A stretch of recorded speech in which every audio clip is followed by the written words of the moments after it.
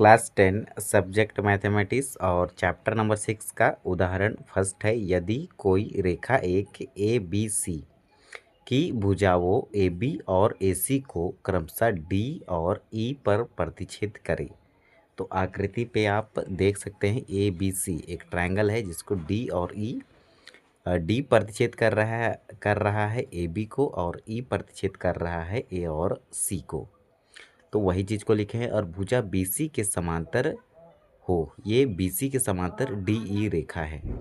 तो हमें सिद्ध करना है ए डी अपोन में A B, A D upon में A B equal to A E upon में ए सी, ए वाला ए और सी। ठीक है, तो हम इसे लिखेंगे हल में ए डी अपोन में D B equal to A E upon में ई सी।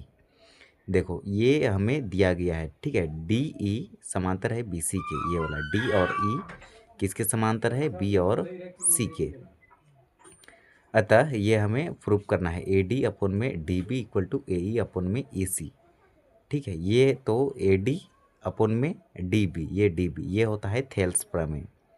ठीक है, ये थेल्स प्रमेय लिखे हैं, अर्थात डी बी ये वाला डी बी को इसको ऊपर लिख सकते हैं और ए डी को नीचे लिख सकते हैं और ई सी को ऊपर लिख सकते हैं और ए ई को नीचे लिख सकते हैं। तो इसको हम ऐसे लिख सकते हैं। फिर क्या करेंगे, दोनों पक्ष में 1 ऐड करेंगे तो हम इसे लिखेंगे डी बी अपोन में ए डी प्लस में 1 लिखेंगे और 1 के नीचे में 1 छिपा होता है equal to E C upon में ए ई लिखे। फिर इसमें भी दोनों पक्ष में 1 ऐड किए हैं तो इधर भी प्लस का 1 हमें लिखना होगा और डी न्यूमिनेटर में 1 छिपा रहता है। अब ए डी और 1 का सबसे पहले एलसीएम लेंगे तो हमें ए डी मिलेगा। फिर ये ए डी को कैंसिल आउट करेंगे ये ए डी से, तो 1 टाइम्स में काटेगा, 1 का मल्टीप्लाई डी बी से करेंगे तो हमें डी बी मिलेगा। तो ये डी बी को हम यहाँ पर लिखे प्लस, ये प्लस यहाँ का है। फिर 1 को और ए डी का एलसीएम लेंगे, ए डी मिलेगा, ए डी को डिवाइड करेंगे 1 से तो 1 काटेगा ए डी टाइम्स में। ठीक है, तो ए डी का मल्टीप्लाई करेंगे 1 से, ऊपर वाला न्यूमिनेटर से, अंश से, तो हमें ए डी मिलेगा। अब डी बी प्लस में ए डी, तो देखो डी बी प्लस में ए और डी, ये दोनों को ऐड करेंगे तो या फिर डी और बी प्लस में ए और डी, इसको हम क्या लिख सकते हैं, इसको हम लिख सकते हैं ए बी। ठीक है, ए और बी डिवाइड में ये ए डी रहेगा इक्वल टू, अब देखो इसको ऐड करेंगे ए सी अपोन में ए ई। ठीक है, इसको यदि इसको सॉल्व करेंगे तो ये मिलेगा इक्वल टू, देखो ए ई नीचे रहेगा, अब ई सी और ए ई प्लस 1 ये इसको सॉल्व करेंगे तो हमें ये मिलेगा, ए ई और 1 का एलसीएम ए ई होगा और ए ई को कैंसिल आउट करेंगे ए ई से तो 1 टाइम्स पे काटेगा, 1 का मल्टीप्लाई ई सी से करेंगे तो ई सी मिलेगा प्लस, अब ये 1 और ए ई का एलसीएम ए ई मिलेगा, ए ई को कैंसिल आउट करेंगे 1 से तो 1 काटेगा ए ई टाइम्स में, अब ए ई का मल्टीप्लाई 1 से करेंगे तो हमें मिलेगा ए और ई। अब देखो ई सी प्लस में ए ई सी प्लस में ए और ई, इसको ये किसके इक्वल होगा, तो ए और सी के इक्वल, तो इसके जगह पे हम लिखेंगे ए सी अपोन में ए ई, ये वाला ए ई रहेगा और इसके जगह पे हम लिखे ए सी। अब लास्ट में हम इसको लिख सकते हैं, इसको ऊपर लिखेंगे इसको नीचे लिखेंगे तो ए डी अपोन में A B equal to A E upon में ए सी। तो इस प्रकार से एग्जाम्पल नंबर फर्स्ट प्रूफ होता है। अब हम एग्जाम्पल नंबर 2 को पढ़ेंगे।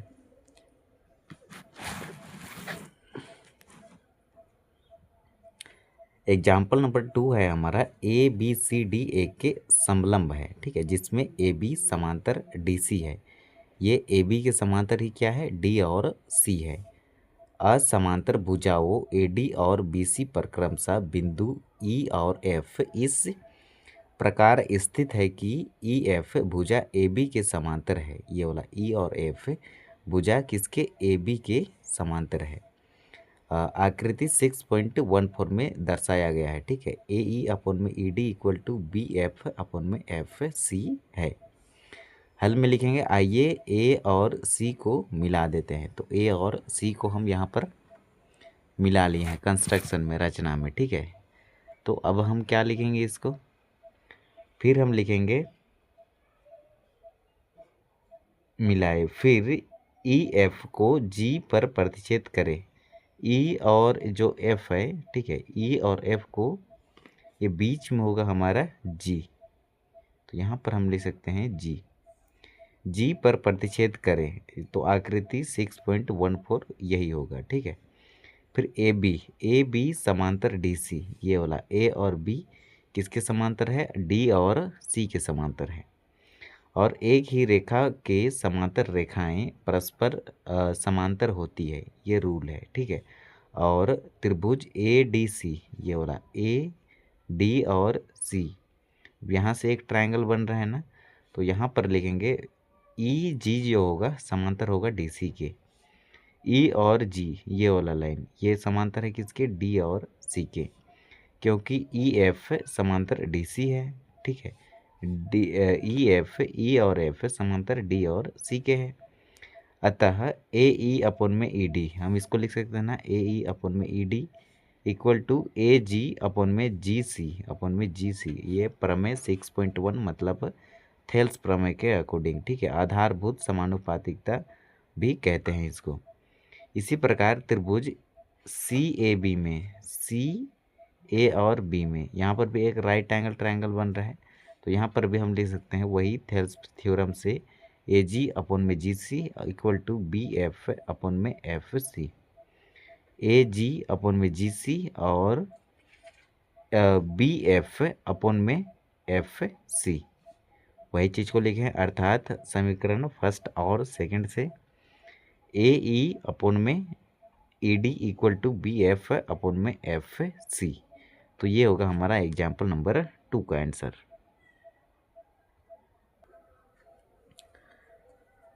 उदाहरण थर्ड है हमारा, आकृति 6.16 में पी एस अपन में S Q equal to P T upon में टी आर है, तथा एंगल कोण P S T equal to है एंगल पी आर क्यू है, ठीक है। तो सिद्ध कीजिए कि त्रिभुज पी क्यू आर एक समद्विबाहु त्रिभुज है। तो हल में हम लिखेंगे समद्विबाही, बाहु मतलब हो गया सम मतलब समान, द्वि मतलब दो, और भुजा मतलब बाहु मतलब भुजा, ठीक है। तो दो भुजा क्या हो, बराबर हो, उसको कहते हैं समबाहु त्रिभुज। अब हम लिखेंगे दिया गया है, क्या दिया है, पी एस अपन में S Q equal to P T upon में टी आर, ठीक है, ये हमें दिया गया है। अब एस टी जो है समांतर है क्यू आर के, ये वाला एस और टी समांतर है क्यू और आर के, ये 6.2 प्रमेय से। इसलिए angle P S T equal to होगा हमारा एंगल पी क्यू आर, ये संगत कौन होगा, पी एस टी, ये वाला पी एस टी और angle P Q R, P Q और आर, ये होगा हमारा संगत कोण। साथ ही यह दिया है कि angle P S T equal to angle P R Q, इसलिए P Q equal to P R हो जाएगा। ये वाला पी और क्यू का जितना डिस्टेंस है उतना डिस्टेंस ही होगा पी और आर का, ये समीकरण फर्स्ट और सेकंड से। इसको तो लिख लिए। फिर दोनों कोणों की सम्मुख भुजाएं, अर्थात त्रिभुज पी क्यू आर एक समबाहु त्रिभुज है, ठीक है। तो हमारा ये जो है पी क्यू आर क्या होगा, हमारा समबाहु त्रिभुज हो जाएगा। ये एंगल और ये एंगल दोनों बराबर मिला, दो भुजा बराबर मिला, तो ये होगा हमारा आंसर। उदाहरण 4 है हमारा, आकृति 6.29 में यदि पी क्यू समांतर है आर एस के, ठीक है, तो सिद्ध कीजिए कि त्रिभुज ओ पी क्यू समरूप है त्रिभुज एस ओ आर के, या फिर S O R S O R है। तो यहाँ पर आकृति आप देख सकते हैं, आकृति 6.29, यह है हमारा पी क्यू आर और एस। हल में लिखेंगे पी क्यू समांतर है आर एस के, ये वाला पी और क्यू ये किसके समांतर है, आर और एस के, ये हमें दिया है, ठीक है। और अतः एंगल P इक्वल टू है एंगल S के, ये वाला एंगल P जो है ये बराबर है एंगल S के। और एंगल क्यू बराबर है एंगल आर के। ये एंगल क्यू बराबर है एंगल आर के। ये एंगल पी बराबर होगा एस के, एंगल एस के, और एंगल क्यू बराबर होगा एंगल आर के। ये हमारा एकांतर कोण होगा। और साथ ही एंगल पी ओ क्यू, ये वाला P O Q equal to होगा हमारा S O R K, S O और आर के, एंगल एस ओ आर के। ये होगा हमारा शीर्ष अभिमुख कोण, मतलब आमने सामने की भुजा को कहते हैं शीर्ष अभिमुख कोण। इसलिए सिंस ये हो जाएगा त्रिभुज P O Q, P O Q समरूप हो जाएगा किसके, त्रिभुज एस ओ आर के। ठीक है, समरूप मतलब समान रूप से समान रूप का दिखने वाला। ये हो जाएगा हमारा, ये मान के चलो एक त्रिभुज ये है और ये एक त्रिभुज ये है। ठीक है, तो ये दोनों क्या हो गए, समरूप होंगे। और ये एक सर्कल दिया है और एक वर्ग दे दिया है, तो ये हमारा समरूप नहीं होगा। किसका, इसका आकार अलग अलग है, लेकिन इसका ये भी त्रिभुज है, ये भी त्रिभुज है, भले साइज में छोटा बड़ा है, लेकिन ये समरूप हो जाएगा। ठीक है, तो ये होगा इसका आंसर एग्जाम्पल नंबर 4 का। उदाहरण 5 है हमारा, आकृति 6.30 में एंगल P ज्ञात कीजिए। तो ये आकृति हमें दिया गया है। ठीक है, ए बी सी, और ए बी का भुजा 3.8 है, बी सी का भुजा 6 है, और ए सी का भुजा है 3√3, और पी आर का भुजा है 6√3, और पी क्यू का भुजा है 12, और आर क्यू का भुजा है 7.6। अब हम इसको आकृति ये है 6.30, तो इसको हल करेंगे तो लिखेंगे हल में त्रिभुज ए बी सी और त्रिभुज पी क्यू आर में, ये वाला ए बी सी और त्रिभुज पी क्यू आर में। अब इसको सॉल्व करेंगे। ठीक है, तो हम लिखेंगे ए बी अपन में आर क्यू, ये वाला ए बी अपन में आर और क्यू, तो 3.8 अपन में 7.6 होगा। ठीक है, इसको यदि काटेंगे ना, दशमलव के बाद एक संख्या है, दशमलव के बाद एक संख्या है, तो ये दशमलव से ये दशमलव कैंसिल आउट होगा। ठीक है, तो यदि इसको सॉल्व करेंगे तो ये दशमलव से ये दशमलव कैंसिल आउट करेंगे और इसको काटेंगे 2 से, तो 38 दूना होता है 76, तो 2 8 16 में 6, और 2 3 6, और 1 7। ठीक है, इसको काटेंगे तो 1/2 मिला।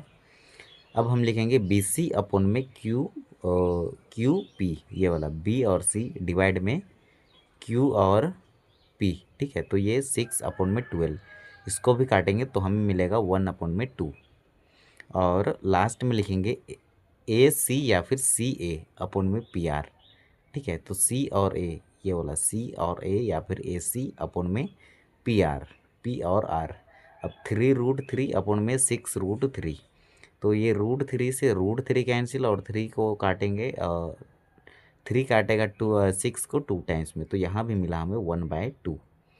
तो हम लिखेंगे अर्थात ए बी अपन में R Q equal to B C upon में Q P equal to C A upon में पी आर। तो हम लिख सकते हैं कि त्रिभुज ए बी सी समरूप है त्रिभुज आर क्यू पी के। और यहाँ पर कौन सी समरूप की कसौटी होगी, तो साइड साइड साइड, मतलब भुजा भुजा भुजा समरूपता से। तो angle P angle C angle P के बराबर है, और एंगल सी इक्वल टू हम लिख सकते हैं 180 माइनस में angle A minus angle B. तो लिखें ये 180 रहेगा और माइनस रहेगा। अब ए का वैल्यू क्या होगा 80, माइनस में बी का वैल्यू है माइनस का ये माइनस तो यहाँ का रहेगा, बी का वैल्यू है 60। अब 180 में ये दोनों को ऐड करेंगे सबसे पहले, और माइनस का साइन रहेगा, तो ये हो जाएगा आपका 6 दूना 12 13 14 140। ठीक है, 180 में 140 घटाएंगे तो हमें मिलेगा 40, तो एंगल पी इक्वल टू मिला हमें 40 डिग्री। तो ये होगा हमारा आंसर। और अब हम पढ़ेंगे एग्जाम्पल नंबर 6 को।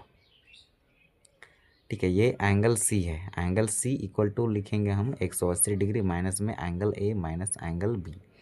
ये रहेगा हमारा एंगल ए जो होगा हमारा एंगल है ए हो जाएगा 80 डिग्री, माइनस में बी हो जाएगा माइनस का ये माइनस यही रहेगा, और बी का वैल्यू है 60 डिग्री। तो ये दोनों को ऐड करेंगे तो हमें मिलेगा 140 डिग्री, ठीक है, माइनस का 140 डिग्री, ये माइनस माइनस माइनस रहेगा, तो 180 में 140 घटा देंगे तो हमें 40 मिलेगा ओनली। तो एंगल P इक्वल टू हम लिखेंगे 40 डिग्री, अर्थात ये होगा हमारा आंसर एग्जाम्पल नंबर 5 का। अब हम पढ़ेंगे एक आकृति उदाहरण 6, मतलब आकृति 6.31 में। इसको हम लिख सकते हैं ओ ए कोमा में ओ बी, ये वाला ओ और ए और ओ और बी इक्वल टू होगा ओ सी के कोमा में ओ और डी के, ठीक है। दर्शाइए कि एंगल ए बराबर होगा एंगल सी के, ये वाला एंगल ए ये बराबर होगा एंगल सी के, और एंगल बी बराबर होगा एंगल डी के, ये वाला एंगल बी बराबर होगा एंगल डी के।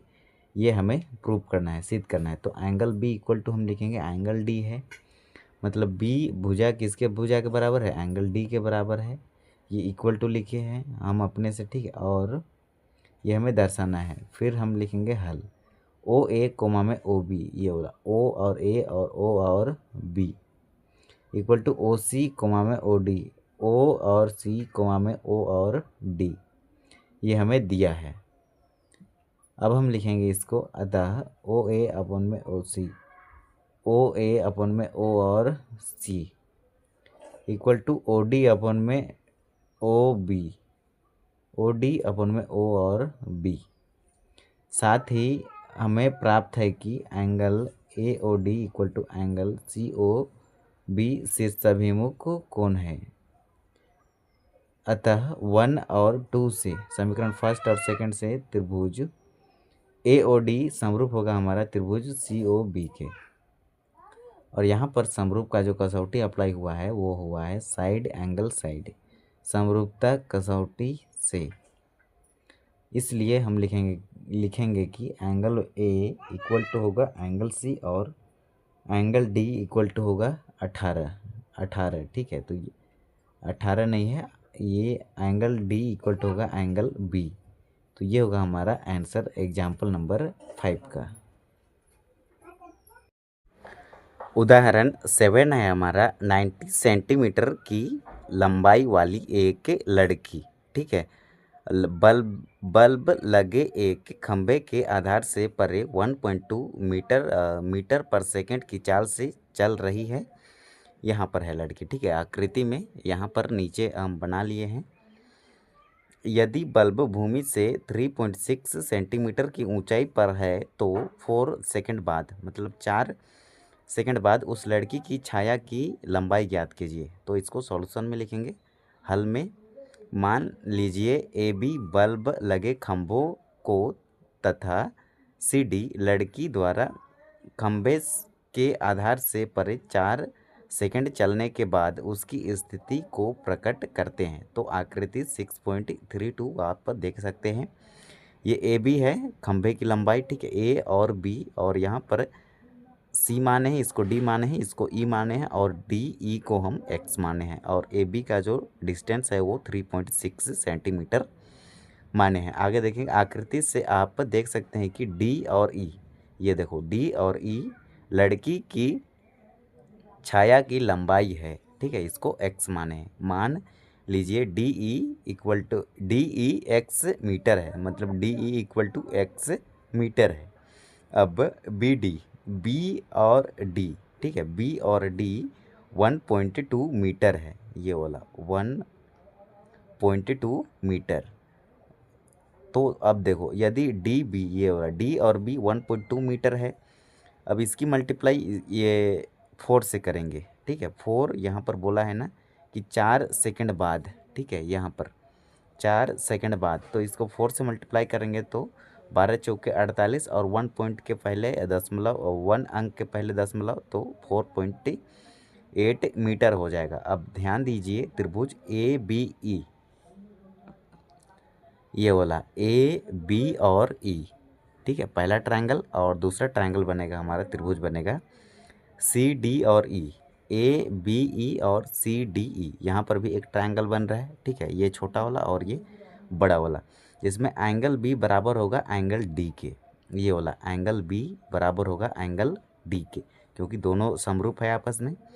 प्रत्येक 90 डिग्री का कोण है, ठीक है, प्रत्येक दोनों में 90 डिग्री बनेगा यहाँ पर और यहाँ पर, क्योंकि बल्ब लगा खंभा और लड़की दोनों ही भूमि से ऊर्ध्वाधर खड़े हैं, ठीक है, ये भूमि है, ये आपका भूमि होगा, ठीक है। तो तथा कोण E इक्वल टू कोण E समान कोण, देखो ए बी ई यहाँ पर भी ई बना और सी डी ई यहाँ पर भी ई बना, तो ये कॉमन निकालेंगे, ठीक है। तो दोनों में कोण E इक्वल टू कोण E लिख सकते हैं, समान कोण उभयनिष्ठ, और अतः ए बी ई त्रिभुज ए बी सी समरूप होगा हमारा त्रिभुज सी डी ई के। और यहाँ पर हम लिखेंगे कसौटी जो होगा एंगल एंगल समरूपता से, मतलब कोण कोण समरूपता से। अब दो त्रिभुज समरूप हैं तो हम लिख सकते हैं ना थेल्स प्रमेय से, बी ई, ये वाला बी ई डिवाइड में डी ई, ठीक है, D E equal to A B upon में सी डी।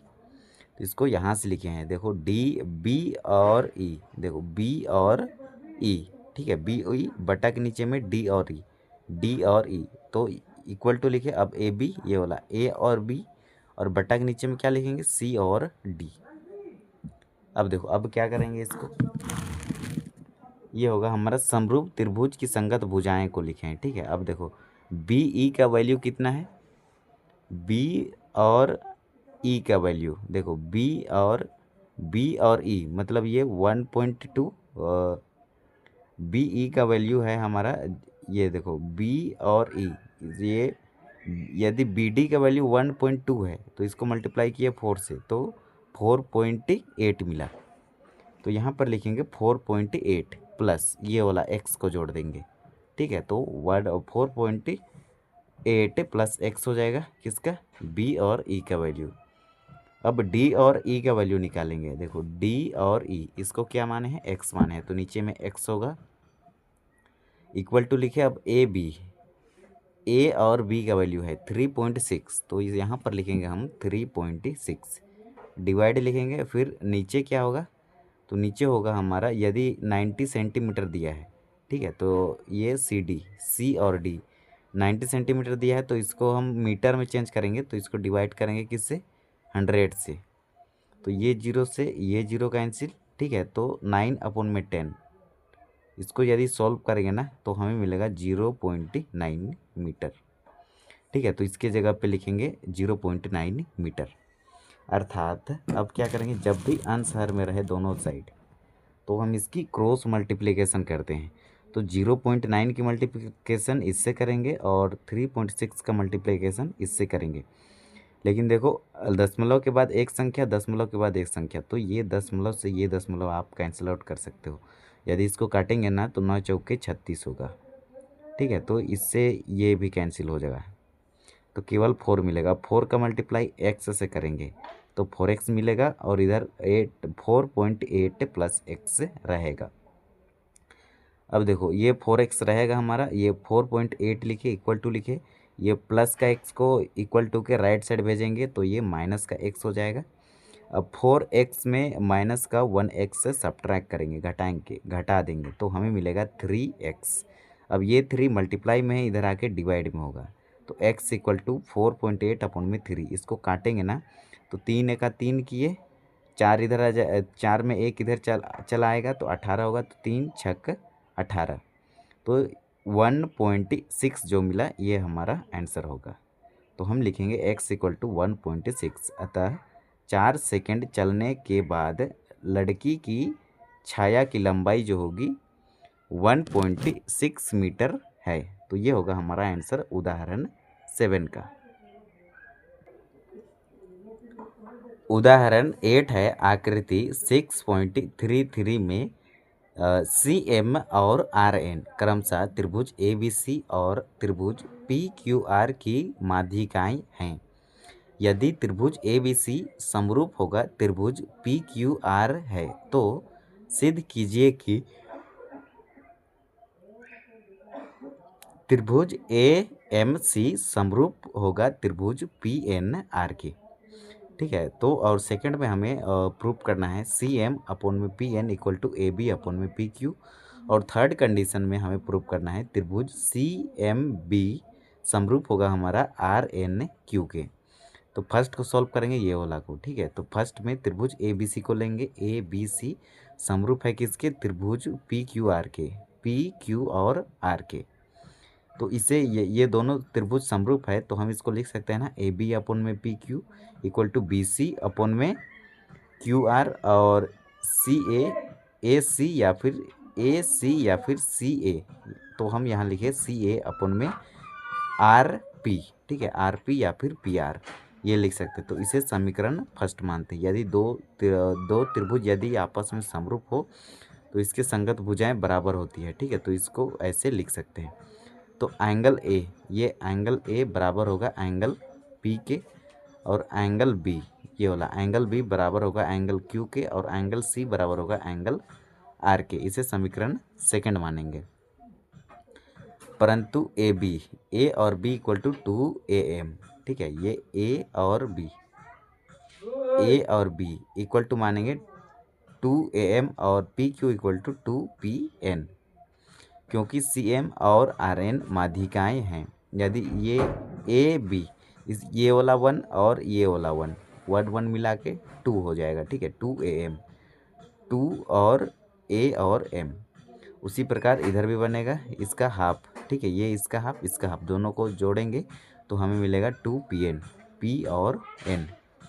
अब देखो, क्योंकि cm और pn माध्यिकाएँ हैं, इसलिए 1 से 2am अपन में 2pn equal to C A upon में आर पी हो जाएगा, ठीक है। तो ये होगा ए एम अपन में, ये 2 से ये 2 कैंसिल होगा, तो A M upon P N equal to C A upon में आर पी। इसे समीकरण थर्ड मानेंगे।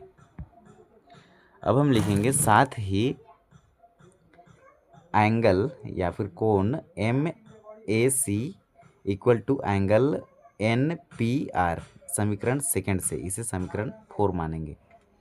अब इसलिए थर्ड और फोर्थ से त्रिभुज ए एम सी समरूप होगा त्रिभुज पी एन आर के। ये हो, और यहाँ पर कंडीशन अप्लाई होगी समरूपता की, एस ए एस मतलब साइड एंगल साइड समरूपता से। इसे समीकरण 5 मानेंगे। अब हम लिख सकते हैं, अब सेकंड से को सॉल्व करेंगे तो सेकंड में है सी एम अपन में R N equal to C A upon में आर पी। अब इसे समीकरण फर्स्ट से लिखेंगे। परंतु सी ए अपन में R P equal to A B upon में पी क्यू भी हम लिख सकते हैं।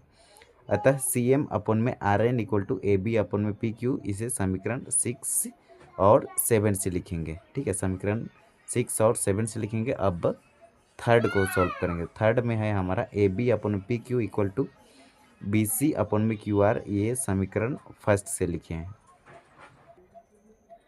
अतः सी एम अपन में R N equal to B C upon में क्यू आर लिखेंगे। साथ ही सी एम अपन में आर एन इक्वल टू, ये बी सी किसके बराबर है, तो बी सी के जगह पे ए बी भी लिख सकते हैं, और क्यू आर के जगह पी क्यू भी लिख सकते हैं, इक्वल टू 2bm अपन में 2qn। इसे समीकरण 8 से लिखेंगे और इसे 9 मानेंगे, ठीक है। और अर्थात सी एम अपन में R N equal to B M upon में क्यू एन, इसे समीकरण 10 मानेंगे। अर्थात सी एम अपन में R N equal to B C upon में Q R equal to B M upon में क्यू एन, और इसे 9 मानेंगे समीकरण 10 से। अतः त्रिभुज सी एम बी समरूप होगा हमारा त्रिभुज आर एन क्यू के, और इसे हम लिखेंगे एस एस एस मतलब भुजा भुजा भुजा समरूपता से। तो ये होगा हमारा उदाहरण नंबर 8 का आंसर। उदाहरण 9 है हमारा, आकृति 6.43 में रेखाखंड एक्स वाई त्रिभुज ए बी सी की भुजा ए सी के समांतर है तथा इस त्रिभुज को वह बराबर क्षेत्रफलों वाले दो भागों में विभाजित करता है। अनुपात ए एक्स अपन ए बी ज्ञात कीजिए। तो हल में लिखेंगे, हमें प्राप्त है एक्स वाई समांतर ए सी दिया है, ठीक है। एक्स वाई जो है, एक्स और वाई किसके समांतर है, तो ए और सी के समांतर है आकृति में, ठीक है। ये हमें दिया गया है। अतः angle B X Y equal to angle A होगा, और angle B Y X equal to angle C होगा, ये संगत कोण से। इसलिए त्रिभुज ए बी सी, ये वाला ए बी सी समरूप होगा त्रिभुज एक्स बी वाई के, ये वाला एक्स बी वाई के। यहाँ पर भी एक बड़ा ट्रायंगल बना, फिर और एक छोटा ट्रायंगल बना, ये एक्स वाई बी से, ए समरूपता से, एंगल एंगल समरूपता से, और ए बी सी, और ए आर मतलब एरिया मतलब क्षेत्रफल, ठीक है। Area A B C upon में एरिया एक्स वाई बी, ये यदि दोनों दो त्रिभुज आपस में समरूप है तो इसके संगत भुजाओं का वर्ग होता है, ठीक है। तो ये ए बी लिखे, बटा के नीचे में एक्स बी लिखें और दोनों का पावर 2 लिख सकते हैं। ये पर में 6.6 से लिखे हैं। साथ ही एरिया मतलब क्षेत्रफल, ठीक है। एरिया मतलब क्षेत्रफल, ए बी सी का क्षेत्रफल equal to 2AR X B Y लिख सकते हैं, ठीक है। अब देखो अब क्या करेंगे, अतः ए आर अपन में ए बी सी अपन में ए आर मतलब एरिया त्रिभुज X B Y equal to 2 upon में 1, इस 2 के नीचे 1 छिपा रहता है, तो ये लिख सकते हैं हम। अब देखो अब क्या करेंगे, अब समीकरण फर्स्ट और सेकंड से लिखेंगे। अब ए बी की power 2 upon A B upon में एक्स बी की पावर 2 इक्वल टू 2 अपन में 1 लिख सकते हैं। अब इसकी क्रॉस मल्टीप्लिकेशन होगी, जब भी अंश हर में रहे दोनों तरफ, ठीक है, तो ये क्रॉस मल्टीप्लिकेशन होती है। या फिर ऐसा करो, ये पावर में 2 है ना, इसको इक्वल टू के राइट साइड भेजेंगे तो ये रूट में कन्वर्ट हो जाएगा। तो ये ए बी अपन में x B equal to √2 upon में 1 होगा, ठीक है। अब इसकी क्रॉस मल्टीप्लिकेशन करेंगे तो क्या करेंगे, ए बी का मल्टीप्लाई 1 से करेंगे तो ए बी ही मिलेगा, ठीक है। ए और बी ही मिलेगा, और एक्स बी का मल्टीप्लाई √2 से करेंगे। या फिर इसको ऐसे समझो, ये ए बी अपन में x B equal to √2 upon में 1 है। तो इसको हम सबसे पहले इसको लिखे, एक्स बी को अंश में लिखे और ए बी को हर में लिखे, और इक्वल टू ये 1 को ऊपर लिखे और ये √2 को नीचे लिख लिए। ऐसा हम लिख सकते हैं। अब देखो अब क्या करेंगे, अब हम यहाँ पर ये इसकी क्रॉस मल्टीप्लिकेशन करेंगे। अब हम यहाँ पर एक रूल अप्लाई करेंगे, ठीक है। एक्स बी अपन में ए बी, यदि इसको 1 से घटाएंगे, 1 minus X B upon A B करेंगे तो राइट साइड ये इसके इक्वल है, तो ये इधर भी हम 1 में इसको घटाएंगे, 1 माइनस 1 अपन √2। समान पद से दोनों तरफ ऐड सब्ट्रैक्ट हम कर सकते हैं, ठीक है। तो यहाँ 1 से घटाए हैं लेफ्ट साइड में, तो राइट साइड में भी हम 1 से घटाएंगे, ठीक है। अब देखो अब क्या करेंगे, अब ये इसके नीचे में 1 मानेंगे, इसके नीचे भी 1 मानेंगे, ये छिपा रहता है। 1 और ए बी का एलसीएम लेंगे तो ए बी मिलेगा, क्लियर है। अब ए बी का मल्टीप्लाई ए बी को डिवाइड करेंगे 1 से तो ये ए बी टाइम्स में काटेगा। अब ए बी का मल्टीप्लाई 1 से करेंगे तो ए बी मिलेगा माइनस, फिर ए बी से ए बी कैंसिल आउट होगा, बचेगा क्या 1, 1 का मल्टीप्लाई एक्स बी से करेंगे तो एक्स बी मिलेगा, इक्वल टू लिखेंगे। अब देखो 1 और √2 का एलसीएम लेंगे तो √2 मिलेगा। अब ये √2 को डिवाइड करेंगे 1 से तो 1 काटेगा √2 टाइम्स में। अब √2 का मल्टीप्लाई 1 से करेंगे तो √2 मिलेगा, माइनस का साइन एज इट इज। √2 से √2 कैंसिल होगा और 1 टाइम्स में 1 का मल्टीप्लाई ये 1 से करेंगे तो वो माइनस का 1 होगा। अर्थात अब देखो इसको हम लिख सकते हैं ए एक्स अपन ए बी, ये वाला ए एक्स अपन में A B equal to √2 minus 1 upon में √2, ठीक है। अब देखो ये होगा, यदि अब यहाँ पर हम इसकी √2 से मल्टीप्लाई करेंगे अंश में भी हर में भी, ठीक है, तब हमें क्या मिलेगा।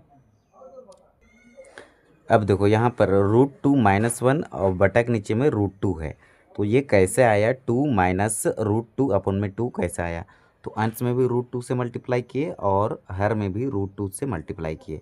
तो देखो ये √2 मल्टीप्लाई होगा √2 से, √2 इंटू √2 क्या होता है 2 होता है, ठीक है। ये इससे ये कैंसिल होगा, रूट को हटाने के लिए पावर में 1/2 लिखते हैं, और ये 2 का पावर में 1/2, ये 2 का पावर 1/2 प्लस 1/2 होगा, x का पावर m और x की पावर n, ये होता है x m प्लस n। तो 1/2 प्लस 1/2 क्या होगा, 2 की पावर 2 अपन में 2 होगा, तो ये 2 से ये 2 कैंसिल, तो 2 की पावर 1, दैट इम्प्लाइज केवल 2 बचेगा।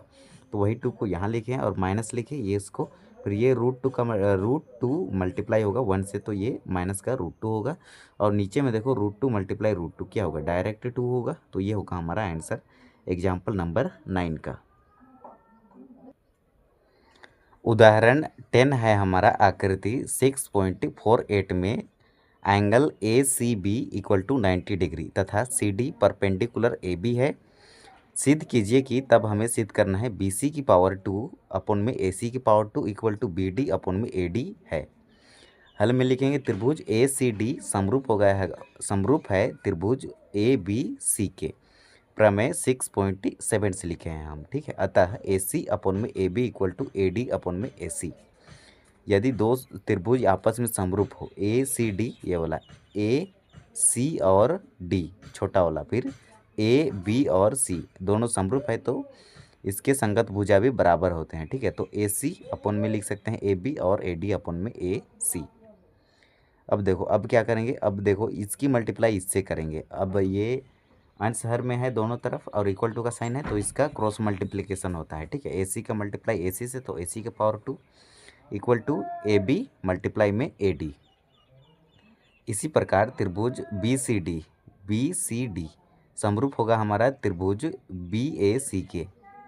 बी सी डी ये समरूप होगा किसके, बी ए सी के। प्रमेय 6.7 से। अतः बी सी अपन में B A equal to B D upon में बी सी, या फिर इसको मल्टीप्लाई करेंगे बी सी का मल्टीप्लाई बी सी से करेंगे तो बी सी की power 2 equal to B A multiply में बी डी, ये वाला बी और डी। अब इसे लिखेंगे अतः समीकरण फर्स्ट और सेकंड से। तो यहाँ पर देखो बी सी की पावर 2 अपन में ए सी की पावर 2, ठीक है। ये वाला को इसको और इसको डिवाइड में हम लिख सकते हैं तो बी सी की पावर 2 अपन में ए सी की पावर 2 या फिर बी सी की पावर 2 अपन में ए सी की पावर 2 इक्वल टू ये देखो बी ए और बी डी, बी ए और बी डी मल्टीप्लाई में डिवाइड में होगा ए बी, ये वाला ए बी मल्टीप्लाई में ए डी मल्टीप्लाई में ए डी। और अब देखो यहाँ पर कुछ कैंसिल होगा तो हम यहाँ कर सकते हैं बी ए और इधर नीचे में बी ए है नहीं है, बी डी और नीचे में बी डी है नहीं है, तो इक्वल टू हम लिखेंगे बी डी अपन में ए डी। देखो बी ए, ये देखो बी और ए मल्टीप्लाई में है बी डी, बी और डी इक्वल टू हम लिख सकते हैं बी डी, ये वाला बी डी डिवाइड में ए और डी, ये बड़ा वाला बी और डी और नीचे में ए बी मल्टीप्लाई में ए डी है तो इससे हम लिखेंगे ए डी, ठीक है। या फिर इसको बी ए पढ़ो या फिर ए बी पढ़ो तो बी ए को आगे पीछे लिखेंगे तो इससे ये कैंसिल हुआ है, ठीक है। बी ए या फिर ए बी या फिर इसको भी बी ए, इसको आगे पीछे लिख सकते हो। जैसे कि 5 मल्टीप्लाई में 4 कीजिए तो भी 5 चौके 20 आएगा और 4 पचे 20 कीजिएगा तो भी आपका 20 आंसर आएगा। तो इसको बी ए और बी ए या फिर ए बी और ए बी इसको आप पढ़ सकते हो, ठीक है। आगे पीछे लिख सकते हो। उदाहरण 11 है हमारा, एक सीढ़ी किसी दीवार पर इस प्रकार टिकी हुई है कि इसका निचला सिरा दीवार से 2.5 मीटर की दूरी पर है तथा इसका ऊपरी सिरा भूमि से 6 मीटर की ऊंचाई पर बनी एक खिड़की तक पहुंचता है। सीढ़ी की लंबाई ज्ञात कीजिए, ठीक है। तो हल में लिखेंगे मान लीजिए ए बी सी डी है, ए और बी, ठीक है। ए और बी सीढ़ी है तथा सी ए दीवार है, सी और ए यह एक दीवार है जिसमें खिड़की ए पर है, यहाँ पर खिड़की है, ठीक है। आकृति देखिए 6.49। अब साथ ही बी और सी का वैल्यू है 2.5 मीटर और सी ए का वैल्यू है 6 मीटर दीवार की ऊंचाई। तो यहाँ पर हम राइट एंगल ट्रायंगल बन रहा है ना, समकोण त्रिभुज, तो यहाँ पर हम अप्लाई करेंगे पाइथागोरस थ्योरम। ये होता है कर्ण का स्क्वायर मतलब हाइपोटेनियस क्या होगा ए और बी, तो ए बी का स्क्वायर इक्वल टू होता है अन्य दो भुजाओं के वर्ग का स्क्वायर। तो अन्य दो भुजा एक होगा बी सी और एक होगा सी और ए, तो बी सी का स्क्वायर प्लस सी ए का स्क्वायर। तो ए बी का स्क्वायर लिखे और बी सी का वैल्यू है 2.5, तो 2.5 का स्क्वायर प्लस सी और ए का स्क्वायर, सी ए का स्क्वायर करेंगे तो इसका वैल्यू है 6, तो 6 की पावर 2। तो 2.5 का स्क्वायर करेंगे ना तो देखो 2.5 का मल्टीप्लाई 2.5 से करेंगे तो हमें मिलेगा 6.25, ठीक है। अब 6.25 में ऐड करेंगे 36 को तो 36 पॉइंट इसको 0 लिख सकते हैं। पॉइंट के बाद 0 का कोई वैल्यू नहीं होता है तो 36 में ये 6 को ऐड करेंगे तो 42 मिलेगा, पॉइंट में 25 मिलेगा, ये वाला 25 को में 0 जोड़ेंगे तो 25 ही मिलेगा। और ये स्क्वायर है ना, इसको राइट साइड भेजेंगे तो ये रूट में कन्वर्ट हो जाएगा। रूट को हटाने के लिए क्या करेंगे, यदि हम इसको 42.25 इसका स्क्वायर रूट निकालेंगे तो 65 का मल्टीप्लाई 65 से करते हैं ना, तो हमें ये इकाई दहाई सैकड़े हज़ार मतलब 4225 मिल जाता है। तो 2 अंक के बाद दशमलव है, तो यदि इसको 2.5 मल्टीप्लाई में 2.5 करते हैं तो ये मिलता है। तो यदि तो ये हो जाएगा 6.5 मल्टीप्लाई में 6.5 का मल्टीप्लिकेशन करते हैं तो ये मिलता है। तो इसके जगह पे हम लिख सकते हैं 6.5, इसका स्क्वायर करेंगे ना तो ये मिल जाएगा, ठीक है। और स्क्वायर से रूट कैंसिल होगा तो ये 6.5 ही मिल जाएगा। तो हम लिखेंगे इस प्रकार सीढ़ी की जो लंबाई होगी वो होगी 6.5 मीटर। और ये होगा हमारा आंसर उदाहरण 11 का। उदाहरण 13 है हमारा, बी एल और सी ए एक समकोण त्रिभुज ए बी सी की माध्यिकाएं हैं तथा इस त्रिभुज का कोण ए समकोण है। सिद्ध कीजिए कि 4 BL की पावर 2 प्लस CM की पावर 2 इक्वल टू 5 BC की पावर 2। हल में लिखेंगे BL और LM एक त्रिभुज ABC की माध्यिकाएं हैं। देखो तो बी और एल, ये बी और एल, ठीक है, बी और एल और सी और एम त्रिभुज ए बी सी की माध्यिकाएं हैं। ए बी और सी की मिड पॉइंट है, माध्यिकाएं हैं। और एंगल ए पर बनता है हमारा 90 डिग्री यहाँ पर, ठीक है। ये समकोण त्रिभुज में यहाँ एंगल ए यहाँ पर बनेगा हमारा 90 डिग्री। देखिए आकृति 6.51। अब यहाँ पर देखो ये बन रहा है राइट एंगल ट्रायंगल मतलब समकोण त्रिभुज। तो समकोण त्रिभुज में त्रिभुज ABC में यहाँ पर पाइथागोरस थ्योरम अप्लाई करेंगे ना, तो ये कर्ण बनेगा हमारा ये वाला B और C। अब ये एक परपेंडिकुलर बनेगा और एक बेस बनेगा, एक आधार बनेगा और एक लंब बनेगा। तो h का स्क्वायर मतलब बेस हाइपोटेनियस का स्क्वायर इक्वल टू परपेंडिकुलर का स्क्वायर प्लस में बेस का स्क्वायर मतलब कर्ण का स्क्वायर इक्वल टू लंब का स्क्वायर प्लस में आधार का स्क्वायर। ये पाइथागोरस थ्योरम से लिखे हैं, ठीक है। तो ये बनेगा BC का स्क्वायर ये वाला इक्वल टू AB का स्क्वायर, A और B का स्क्वायर प्लस में A और C का स्क्वायर। उसी प्रकार से अब ये वाला त्रिभुज लेंगे, कौन सा त्रिभुज, ABL का, AB और एल का ये वाला, यहाँ पर भी एक राइट एंगल ट्रायंगल बन रहा है, ठीक है। तो ये बनेगा ना हमारा, यहाँ पर पाइथागोरस थ्योरम के अकॉर्डिंग एच क्या होगा, ये वाला बी और एल। तो बी एल का स्क्वायर एच का स्क्वायर इक्वल टू लंब क्या होगा ए और एल और बेस क्या होगा ए और बी। तो लंब का स्क्वायर प्लस में बेस का स्क्वायर ये बन जाएगा। अब हम ये बी एल का पावर 2 लिखे इक्वल टू, अब ए एल के जगह पे हम क्या लिखेंगे, ए और एल, इसको हम लिख सकते हैं ना ए और सी का हाफ करेंगे तो ए एल मिलेगा, ठीक है। ए सी का हाफ करेंगे तो ए एल करने के ए एल का डिस्टेंस होगा ए सी का हाफ करेंगे तो ए सी का हाफ करेंगे तो इसके डिस्टेंस के बराबर होगा। ये दोनों का मिड पॉइंट एल है, ए और सी का मध्य बिंदु ये एल है, ठीक है। तो इसको हम लिख सकते हैं ए सी का हाफ, तो ए सी अपन में 2 का whole power 2 plus A B का स्क्वायर रहेगा, या बी एल का पावर 2 इसको लिखे। अब देखो ए सी का स्क्वायर और 2 का स्क्वायर करेंगे तो 4 होगा प्लस में ए बी का स्क्वायर। अब बी एल का पावर 2 रहेगा, इसके नीचे में 1 छिपा रहता है इक्वल टू, अब देखो ये A C square plus 4 plus A B का स्क्वायर, यदि इसको सॉल्व करेंगे तो इसके नीचे में 1 होता है, ठीक है। 1 और 4 का एलसीएम क्या आएगा 4। अब 4 से 4 कैंसिल होगा, 1 टाइम्स 1 का मल्टीप्लाई करेंगे ए सी स्क्वायर से तो ये होगा ए सी स्क्वायर प्लस ये 1 और 4 का एलसीएम लेंगे तो एलसीएम में 4 आएगा। 4 को डिवाइड करेंगे 1 से तो 1 काटेगा 4 को, 4 टाइम्स में 4 का मल्टीप्लाई ए बी का स्क्वायर से तो 4 ए बी स्क्वायर होगा। अब देखो इसका क्रॉस मल्टीप्लिकेशन होगा बी सी की power 2 upon 1 equal to A C square plus 4 A B square upon में 4। तो ये 4 का मल्टीप्लाई बी सी स्क्वायर से तो होगा इसका मल्टीप्लाई 4 का, तो ये होगा 4 B C square equal to C नहीं है एल है, ठीक है, बी एल है तो B L square equal to A C square ये वाला प्लस का 4 ए बी स्क्वायर, ठीक है। अब सेम यही प्रोसेस से बनाएंगे अब, लेकिन त्रिभुज अलग लेंगे सी एम ए का। देखो सी एम और ए, यहाँ पर भी एक राइट एंगल ट्रायंगल बन रहा है ना, तो ये होगा सी एम का स्क्वायर, सी और एम कर्ण का स्क्वायर इक्वल टू होता है लंब का स्क्वायर। तो सी और ए और सी का स्क्वायर या उसके बाद ए और एम का स्क्वायर, परपेंडिकुलर स्क्वायर प्लस में बेस स्क्वायर, लंब और आधार का स्क्वायर होता है कर्ण के स्क्वायर के बराबर।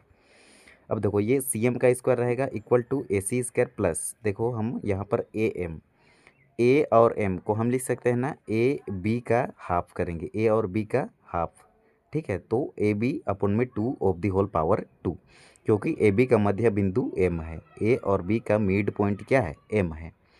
तो अब देखो अब क्या करेंगे, इसको या लिखेंगे सी एम का पावर 2 इक्वल टू 1 और 4 का एलसीएम लेंगे, तो हमें एलसीएम में 4 आएगा, फिर इसकी क्रॉस मल्टीप्लिकेशन कर सकते हो शॉर्टकट मेथड में। तो 4 सी की पावर 2 प्लस ए बी का स्क्वायर 1 से करेंगे तो ए बी का स्क्वायर होगा। अब देखो 4 सी एम का power 2 equal to 4 A C square plus में ए बी का स्क्वायर, 4 का मल्टीप्लाई सी एम स्क्वायर से होगा, तो 4 C M square equal to 4 A C square plus में ए बी का स्क्वायर। क्लियर है। अब देखो अब क्या करेंगे, समीकरण सेकंड और थर्ड को, समीकरण सेकंड इसको मानेंगे, ठीक है। अब इसको माने समीकरण सेकंड, इसको माने समीकरण थर्ड, और समीकरण फर्स्ट आप इसको भी मान सकते हो, ये वाला को, ठीक है। इसे समीकरण फर्स्ट मान लो, कोई दिक्कत नहीं है। अब देखो समीकरण सेकंड और थर्ड को ऐड करेंगे, इसको और इसको, या फिर इसको फर्स्ट मानो इसको सेकंड मानेंगे, समीकरण फर्स्ट और सेकंड को जोड़ने पर लिखिएगा, कोई दिक्कत नहीं है। जोड़ने पर हमें प्राप्त होता है, क्या होता है देखो 4 बी एल का स्क्वायर को ऐड करेंगे 4 सी एम का स्क्वायर से, तो 4 दोनों में है, ठीक है। 4 कॉमन लेंगे, अंदर बचेगा B L square plus C M square. अब देखो यहाँ ए सी का स्क्वायर 1 है और यहाँ ए सी का स्क्वायर 4 है, और इसका ए सी का गुणांक 4 है, यहाँ ए सी का गुणांक 1 है, तो ये 1 और ये 4 क्या होगा 5, ठीक है। अब देखो यहाँ पर 4 ए बी है, यहाँ 1 ए बी है, तो इसका गुणांक 1, इसका गुणांक 4, 4 और 1 5, दोनों में 5 कॉमन लेंगे, अंदर बचेगा A C square, A C square, A C square, A B square, A B square, तो ये होगा ए बी स्क्वायर। तो लास्ट में हमें मिलेगा 4 बी एल का पावर 2 प्लस सी एम का power 2 equal to 5 B C square. देखो A C square plus B C square, A C square plus B C square, ये लंब का स्क्वायर और बेस का स्क्वायर को हम लिख सकते हैं कर्ण का स्क्वायर, ठीक है, बी सी का स्क्वायर। तो इसके जगह पे हम लिखेंगे बी सी का स्क्वायर, ये अकॉर्डिंग टू पाइथागोरस थ्योरम से लिखे हैं। तो ये होगा हमारा आंसर एग्जाम्पल नंबर 13 का। उदाहरण 14 है हमारा, आयत ए बी सी डी के अंदर स्थित ओ कोई बिंदु है। तो ये एक आयत है ए बी सी और डी, ठीक है, और इसमें बिंदु ओ यहाँ पर है, ठीक है। बिंदु ओ स्थित है, देखिए आकृति 6.52, यही है आकृति 6.52। सिद्ध कीजिए कि ओ बी का स्क्वायर प्लस ओ डी का स्क्वायर इक्वल टू होता है ओ ए का स्क्वायर प्लस ओ सी का स्क्वायर। ये हमें प्रूव करना है, सिद्ध करना है। तो हल में लिखेंगे ओ से होकर जाती हुई पी क्यू समांतर होगा बी सी के। ये देखो P और Q किसके समांतर है, B और C के खींचिए, ये रचना की है, जिसमें कि P भुजा, ये वाला P भुजा AB पर स्थित हो, A और B पर स्थित है P, और Q भुजा DC पर स्थित हो, D और C पर Q भुजा स्थित है। अब PQ समांतर BC है, P और Q समांतर किसके है, BC के। तो P Q perpendicular A B है, ये पी और क्यू किस पर लंब है, तो ये ए और बी पर लंब है, ठीक है। अब P Q perpendicular D C भी है, तो ये पी और क्यू किस पर, डी सी पर भी लंब है, तो कौन बी इक्वल टू बनेगा 90 डिग्री और कौन सी इक्वल टू 90 डिग्री। तो देखो यहाँ पर भी 90 डिग्री बनेगा, और यहाँ पर भी आपका 90 डिग्री बनेगा, या राइट एंगल ट्रायंगल बन रहा है, ठीक है। इसलिए कोण B P Q equal to 90 degree और angle C Q P equal to 90 degree, तो बीच में देखो पी बन रहा है, ठीक है, तो यहाँ पर बनता है आपका कोण। अतः बी पी क्यू सी और ए पी क्यू डी दोनों आयत हैं। अब देखो बी और पी, बी पी उसके बाद क्यू उसके बाद सी, यहाँ पर भी एक आयत बन रहा है, उसके बाद और एक आयत बन रहा है ए पी क्यू और डी, यहाँ पर भी आयत बन रहा है, 2 आयत बन रहे हैं यहाँ पर। अब देखो इसको कैसे सॉल्व करेंगे। अब देखो अब लेंगे हम त्रिभुज ओ पी बी से। तो देखो ओ पी और बी से यहाँ पर देखो एक छोटा सा राइट एंगल ट्रायंगल बन रहा है। तो यहाँ पर पाइथागोरस थ्योरम के अकॉर्डिंग कर्ण का स्क्वायर ओ करेंगे तो ओ और बी का स्क्वायर होगा इक्वल टू परपेंडिकुलर का स्क्वायर, लंब का स्क्वायर। तो लंब होगा हमारा बी और पी और आधार होगा हमारा ओ और पी। ठीक है, ये छोटा सा राइट एंगल ट्रायंगल बन रहा है। यहाँ पर पाइथागोरस थ्योरम अप्लाई करके समीकरण फर्स्ट निकालें। अब इसी प्रकार त्रिभुज लेंगे ओ क्यू डी का, ओ क्यू और डी का ये वाला, यहाँ पर भी एक राइट एंगल ट्रायंगल बन रहा है। तो यहाँ पर हमारा कर्ण होगा ओ और डी, तो ओ डी का स्क्वायर प्लस ओ डी का स्क्वायर इक्वल टू परपेंडिकुलर का स्क्वायर ओ और क्यू का स्क्वायर और प्लस में बेस का स्क्वायर क्यू और डी का या फिर डी और क्यू का स्क्वायर, इसे समीकरण सेकंड मानेंगे। अब त्रिभुज ओ क्यू सी से हमें प्राप्त होता है कि, अब देखो ओ सी क्यू नहीं, त्रिभुज O Q C, O Q और सी, यहाँ पर देखो यहाँ पर भी एक राइट एंगल ट्रायंगल बन रहा है। तो यहाँ पर देखो कर्ण क्या होगा, तो ओ और सी ये हमारा राइट एंगल ट्रायंगल में ये कर्ण होगा। तो ये कर्ण का स्क्वायर इक्वल टू लंब का स्क्वायर ओ और क्यू का स्क्वायर और प्लस में बेस का स्क्वायर, तो सी और क्यू का स्क्वायर, इसे समीकरण थर्ड मानेंगे। ये पाइथागोरस थ्योरम से हम इसको फाइंड आउट किए हैं, निकाले हैं। ठीक है, और पाइथागोरस थ्योरम में कर्ण का स्क्वायर होता है अन्य दो भुजा के वर्ग के बराबर होता है। तथा अब क्या करेंगे, ये थर्ड तक निकाले हैं। अब तथा त्रिभुज ओ ए पी से हमें प्राप्त होता है ओ ए और पी, ओ ए पी, यहाँ पर भी एक छोटा सा ट्रायंगल बन रहा है। ठीक है, तो यहाँ पर भी कर्ण का स्क्वायर मतलब ओ और ए का स्क्वायर होगा, ये बड़ा वाला एंगल कर्ण होगा। फिर परपेंडिकुलर का स्क्वायर मतलब ओ पी का स्क्वायर और बेस का स्क्वायर ए पी का स्क्वायर, तो या फिर ए पी का स्क्वायर प्लस में ओ पी का स्क्वायर, ये समीकरण 4 बनेगा हमारा, इक्वेशन नंबर 4। अब क्या करेंगे, समीकरण फर्स्ट और सेकंड को ऐड कर देंगे, तब हमें क्या मिलेगा, समीकरण फर्स्ट और सेकंड को जोड़ने पर, तो समीकरण फर्स्ट ये वाला है और समीकरण सेकंड ये वाला है, तो इसको दोनों को ऐड करेंगे। तो देखो कैसे करेंगे, इसको ऐड करेंगे इससे और इसको ऐड करेंगे इससे। तो O B square plus O D square, ये ओ है, equal to B P square plus O P square plus O Q square plus में डी क्यू स्क्वायर। अब देखो अब क्या करेंगे, ये इक्वल टू, अब क्या करेंगे ओ बी स्क्वायर प्लस में ओ डी स्क्वायर। अब हम समीकरण थर्ड को समीकरण थर्ड और 4 को जोड़ने पर लिखेंगे। अब समीकरण थर्ड ये है, समीकरण 4 ये है। इसको ओ सी का स्क्वायर प्लस में ओ ए का स्क्वायर, ओ सी के, एक मिनट इसको ऐसे सॉल्व करो, इसको जोड़ेंगे इससे, तो सी क्यू का स्क्वायर प्लस में ओ पी का स्क्वायर प्लस ओ क्यू का स्क्वायर प्लस में ए पी का स्क्वायर, ये वाला टर्म को इससे जोड़े हैं। ठीक है, इसको इससे जोड़े, इसको इससे जोड़े, तो ये वाला टर्म मिलेगा।